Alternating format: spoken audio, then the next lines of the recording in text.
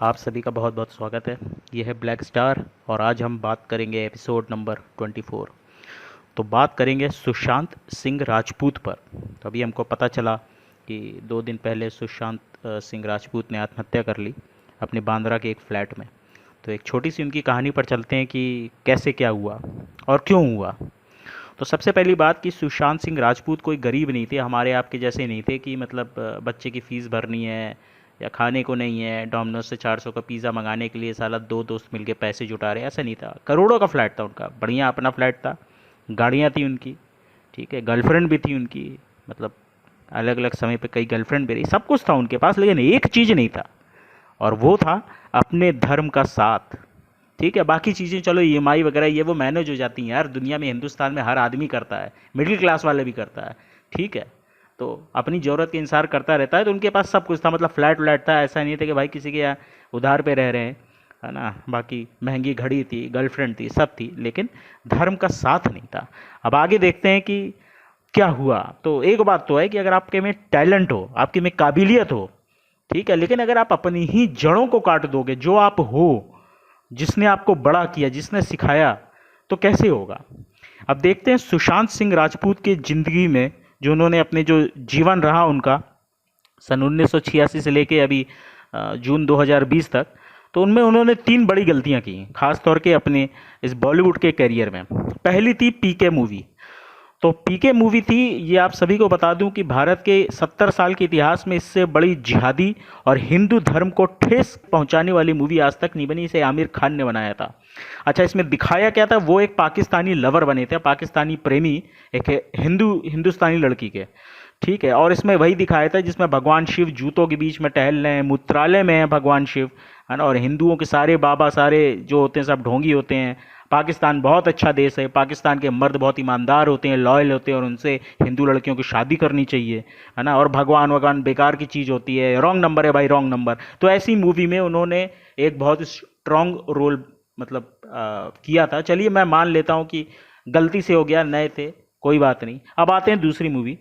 दूसरी मूवी थी केदारनाथ। अच्छा, ये जो केदारनाथ मूवी थी, इसमें कहानी ये थी कि ये एक थोड़े मुस्लिम व्यक्ति रहते हैं जो हिंदू महिला से प्यार करते हैं। इसमें कोई बुराई नहीं है, कोई किसी से भी प्यार कर सकता है, कोई दिक्कत नहीं है।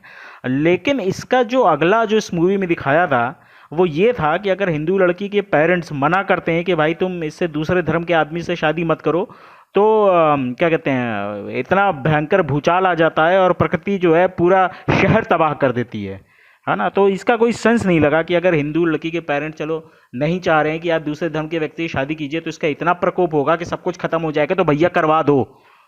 तो क्या है इसका मतलब, है ना। आप कोई दूसरी भी सिचुएशन ले सकते थे, कुछ कर सकते थे, लेकिन ऐसे लाखों जीव जंतु सब कुछ खत्म हो जाएगा अगर तुम अपनी हिंदू लड़की की शादी नहीं करवाओगे, तो क्या मतलब है इसका। तो ये थी उनकी जीवन की फिल्मी करियर की दूसरी गलती, केदारनाथ। अब आते हैं तीसरे पॉइंट पे। चलो इतने के बाद भी आदमी समझ जाता है, लेकिन इसने एक बहुत ही घटिया हरकत की, सुशांत सिंह राजपूत ने। इसने कहा कि पद्मावती मूवी, मैं बता दूं पद्मावती मूवी वही है जिसपे करणी सेना का बहुत बवाल हुआ था, बहुत ज़्यादा हुआ था। और ये जो मूवी रिलीज हुई थी 2018 में हुई थी, लेकिन 2016-17 में ही इतना बवाल हो चुका था, और इसमें मतलब बहुत सी ऐसी सिचुएशंस हुई थी, तो आपको इसमें पढ़ने की क्या जरूरत थी। और दूसरी बात, कुछ लोग कहेंगे कि भाई हमने जब पिक्चर रिलीज हुई तो पद्मावती मूवी में हिंदुओं के खिलाफ या माँ पद्मावती के खिलाफ ऐसा कुछ नहीं था। तो भाई एक बार अपने खोपड़े में घुसेड़ लो कि जब ये मूवी रिलीज हुई थी ना, तो ये 300 कट के बाद रिलीज हुई थी। तो वो 300 कट में क्या होगा ये अपने दिमाग में डाल लो। तो बिना सोचे बिना समझे, सिर्फ इसलिए कि बॉलीवुड में जो चंद ऊपर बैठे हुए हैं जिनकी लॉबीज है, तुम भाई क्या कहते हैं कि उनकी चमचागिरी में तुमने कह दिया कि तुम अपने नाम से राजपूत हटा दोगे। अरे जो राजपूत शब्द है ना, ये भाई ये हजारों साल पुराना है। बप्पा रावल ने, जब मोहम्मद बिन कासिम ने जीता था ना सिंध, तो इसके बाद उसके जो बाकी वंशज आए थे, जो वहां कहते हैं मारते मारते अफगानिस्तान तक ले गया था बप्पा रावल। ये होती है राजपूती शब्द की ताकत। अरे फाड़ कर रख दी थी बप्पा रावल ने, और उन्हीं के वंशज थे महाराणा प्रताप। महाराणा प्रताप के बारे में बताने की जरूरत नहीं है। 28,000 की सेना से अकबर की 10 लाख की सेना की ऐसी की तैसी कर दी थी उस समय। हिंदुस्तान का अगर तुम मैप उठाकर देख लो ना, तो तुम देखोगे कि पूरा अफगानिस्तान से लेकर आपके नीचे मध्य प्रदेश व मालवा, यहां तक जो है लगभग आधे भारत तक, यहां पर, और ऊपर अफगानिस्तान से लेकर बंगाल तक मुगलों का शासन था अकबर का। और उस समय सिर्फ एक शहर था जो आज़ाद था, तो भाई वो घास की रोटी खा लिए थे, उनको डिप्रेशन नहीं होगा? भाई तुम्हारे पास तो करोड़ों की कार है, तुमने बंगले लिए हैं, वो तो घास की रोटी खा रहे हैं यार। तुम खा लो 2 की रोटी और फिर बताओ कितने दिन तक खा सकते हो, तुम्हें डिप्रेशन होता है कि नहीं? ठीक है।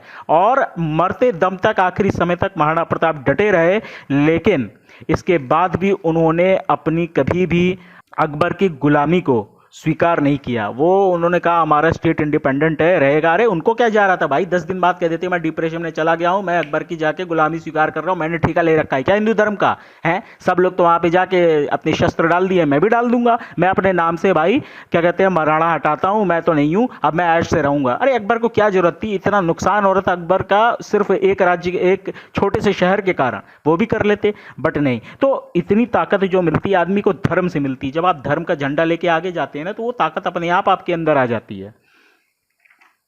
और जब आप अपने ही धर्म को टारगेट करेंगे और बार बार करेंगे, एक बार नहीं, 2 बार नहीं, 3 बार करेंगे, तो आप जिस दुनिया के पीछे भाग रहे हो ना, वो एक ट्वीट करके कट लेंगे, निकल लेंगे। अपनी संवेदनाएं तो आएंगे भी नहीं आपकी लाश के पास कि चलो भैया यहीं पे चले जाएं, वो वही ऑनलाइन अपना फूल वूल भेज देंगे, समझे? और आपका जो धर्म है वो अंतिम समय तक आपके साथ रहता है। ठीक है। अब दूसरा उदाहरण आप सांबाजी का ले लीजिए।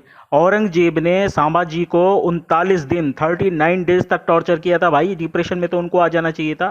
उनके दांत तोड़े, आंखें निकाली, पूरी चमड़ी उधेड़ के रख दी, गर्म लोहे से उस चमड़ी को उधड़ने के बाद जो मांस बचा उसको दागा। एक एक करके औरंगजेब ने संभाजी की सारी उंगलियां काट दी, पर वो झुके नहीं, क्योंकि वो अपने धर्म के साथ अडिग थे। अरे आदमी की इतनी ताकत थोड़ा ना होती है कि आप ये सब सह जाओगे। एक छोटी सी पिंच चुभो के देख लो।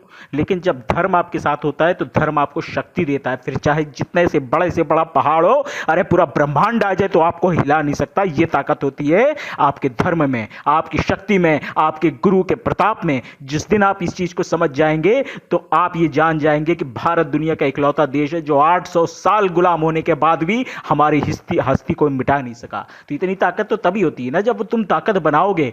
तुम जब गाड़ी में पेट्रोल डालोगे ही नहीं तो गाड़ी कितनी चलेगी? 8 मीटर 10 मीटर, इससे ज्यादा थोड़ा नहीं जाएगी। पेट्रोल डालना पड़ता है, धर्म को शक्तिशाली बनाना पड़ता है। आज जो भी मोदी जी योगी जी कर रहे हैं, ये 800 साल बाद एक बार फिर से हिंदू सशक्त हो रहा है। और कम से कम उसके लिए कुछ कर नहीं सकते तो भाई कम से कम उसको बदनाम तो ना करो। जिस राजपूत के नाम से इंद्र के सिंहासन डोलते हैं, तुम कह रहे हो राजपूत, नाम उठा के फेंक दूंगा, मुझे पिक्चर नहीं मिल रही है, पिक्चर दे दो मैं चमचागिरी करूंगा। तो भाई कैसे धर्म तुम्हारा साथ देगा? तीसरा उदाहरण आप ले लीजिए। साध्वी प्रज्ञा थी, उनको 4 साल 5 साल 6 साल जितने भी साल तक कितना उनको टॉर्चर किया गया, सब कुछ किया गया, आप उसकी डिटेल पढ़ लेना। उसके बाद भी अब ये औरत लड़ती कहां से चुनाव? ये लड़ती है वहीं से जिस चीफ मिनिस्टर के अंडर में इसको गिरफ्तार किया था। और लड़ती कहां से है? उसी सीट से लड़ती है। और फिर होता क्या है? भारी मतों से जाकर वहां के चीफ मिनिस्टर को, दिग्विजय सिंह को खुद पराजित करती है, कैंसर से बाहर निकलती है, व्हील चेयर पे थी, खड़ी होकर संसद भवन में जाकर वहां पे अपना भाषण देती है, क्योंकि इसके साथ धर्म था। पैरों पर तो तुम 4 दिन चल लोगे, लेकिन जब तुम्हारे साथ धर्म होगा तो लाखों साल तक तुम जीते रहोगे। तुम्हारा शरीर नहीं होगा, तुम्हारी आत्मा शायद ना हो यहां पर, लेकिन तुम्हारा नाम बना रहेगा। भगवान राम आज से कब कितने पहले थे? आज से कम 28 लाख साल पहले थे। आज के साइंटिस्ट जो है ये 4 साल 6,000 साल 4-6,000 साल से पीछे नहीं जा पाते, क्योंकि इनकी क्लॉक ही नहीं चलती है। अरे जाके पहले देखो हमारे पूर्वज कब कब थे। तुम कहते हो हमारे ऊपर राज किया, अरे हमने कितनी बार पूरी दुनिया पे राज किया। राजा बाली यहां का थोड़ा ना था, ये था पाताल लोग। जो कहते हैं भारत से ठीक तुम उल्टा चले जाओ तो तुमको वहां पे मिलेगा तुम्हारा क्या कहते हैं, मैक्सिको मिलेगा, साउथ अमेरिका मिलेगा। साउथ अमेरिका में आज भी क्या कहते हैं, अजटेक प्रजाति जो खत्म हो गई है, वो 8 हाथों वाली देवी की पूजा करते थे। 8 हाथों वाली अष्टक संस्कृति सबसे बड़ा अजटेक। कभी जाके सर्च करना हिंदू संस्कृति कहां कहां तक फैली थी। आज तुम उस संस्कृति के साथ नहीं खड़े होगे तो कल को वो संस्कृति तुम्हारे साथ कैसे खड़ी होगी मेरे भाइयों? तो आपको एक चीज सोचना है, अपने से पहले अपने धर्म को करें, और अगर धर्म के लिए कुछ अच्छा कर न सके तो धर्म के लिए कुछ खराब भी ना करें। क्योंकि धर्म माता पिता की तरह होता है। पूरी दुनिया आपका साथ छोड़ के चली जाएगी, लेकिन धर्म आखिरी तक खड़ा रहेगा। और जिस समय आपके माँ बाप भी नहीं खड़े होंगे, भगवान ना करे ऐसा कभी हो, अगर कभी वो भी आपके साथ खड़े नहीं होंगे, आप चाहे जितने बुरे इंसान हो, लेकिन आपका धर्म उस समय भी आपके ठीक पीछे खड़ा रहेगा। और दुनिया में किसी की हिम्मत नहीं, अगर स्वयं भगवान विष्णु, भगवान ब्रह्मा और भगवान शिव आपके खिलाफ हो जाए, आपका धर्म तब भी आपके लिए खड़ा रहेगा, और आपका कोई बाल भी बाका तब भी नहीं कर सकता है। और एक बात आखिरी में कहना चाहूंगा, अगर आपके साथ आपका धर्म है तो इसकी तो गारंटी नहीं है कि आप भूखों मरेंगे कि नहीं, आप भूखे भी मर सकते हैं, लेकिन एक बात की 102% गारंटी है कि आप कभी डिप्रेशन से नहीं मरेंगे। जय श्री राम, जय भारत, जय हिंदू।